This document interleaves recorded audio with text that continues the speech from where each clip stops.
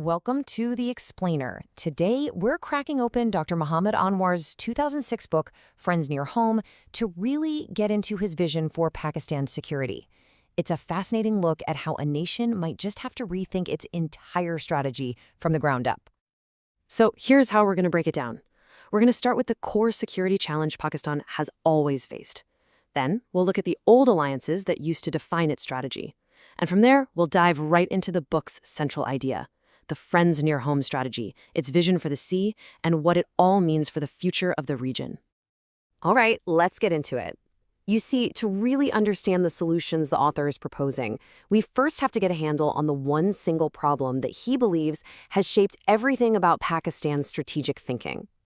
And wow, he doesn't waste any time. Right there in the preface, the author makes it crystal clear. He argues that the unresolved issue of Kashmir is the absolute root cause of the rivalry with India. For him, this isn't just one problem among many, it's the problem that drives everything else. And this ongoing conflict, it's happening against a backdrop of a pretty serious imbalance. The book points out that India has a major advantage in just about every way you can measure national power: economy, industry, science, you name it. This asymmetry, this imbalance, is the tough reality Pakistan has had to deal with from day one. So when you're faced with a much, much larger neighbor, what do? Well, historically, Pakistan looked outward, far beyond its own region, for help. And this takes us to its most important and, as the author argues, most complicated alliance. To try and level the playing field, Pakistan went looking for what the book calls a relief zone. And this is a really key idea. It's basically a powerful, distant ally that can provide the military, economic, and diplomatic muscle you need. And for decades, the main relief zone was, of course, the United States. But, and this is a huge but, the author argues this whole strategy was a double-edged sword. You see, American support wasn't constant.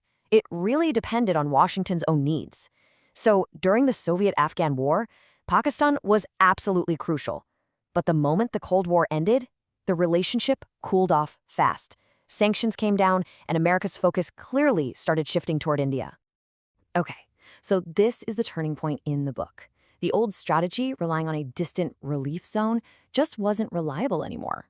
So the author argues for a massive strategic pivot. If you can't count on friends far away, well, it's time to find some friends a lot closer to home. And this, right here, is the core idea of the entire book.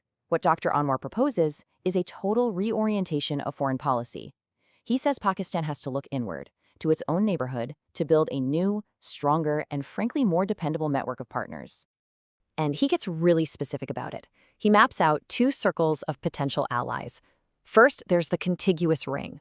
These are the immediate neighbors, the countries that share a border or are right next door. And then there's the Maritime Ring, which includes friendly nations in the Gulf and beyond, all reachable through the Arabian Sea. This leads us right into the second huge part of this strategy. Because for the author, finding friends nearby isn't just about land borders. No, it's about completely rethinking Pakistan's relationship with the ocean itself. The author argues that for too long, Pakistan's leaders have had a continental mindset. They've been focused on land, on armies, on threats coming from across the border. He says it's time for a radical shift to a maritime orientation, to really wake up to the strategic and economic power that's waiting out there in the sea. And it all comes down to this number, 990 kilometers. That's the length of Pakistan's coastline. In this new strategy, that's not just a border on a map.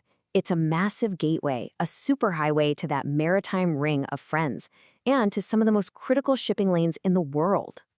Now, the absolute crown jewel of this whole maritime vision is the port of Gwadar. Why is it so important? Well, it's all about location, location, location. It sits right next to the Strait of Hormuz, where a huge chunk of the world's oil passes through. Plus, it offers the closest warm water port for all those landlocked countries in Central Asia. It's the physical link that could connect those two rings of friends. So how does this all tie together? Well, the author takes this regional and maritime strategy and builds it into a final, really ambitious vision.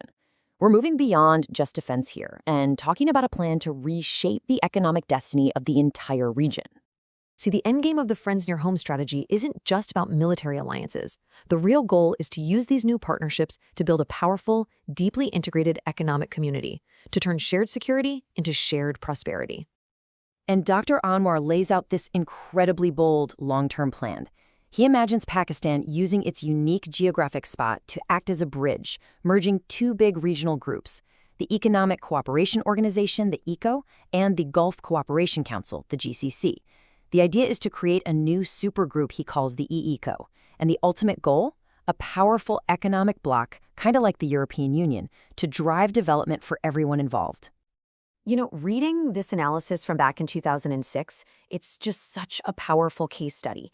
It really makes you think about how big geopolitical shifts can force a country to rethink everything, its alliances, its priorities, its very place in the world. And it leaves us with a question that's maybe more relevant today than ever. In a world that's always changing, how does any nation figure out who its true friends near home really are?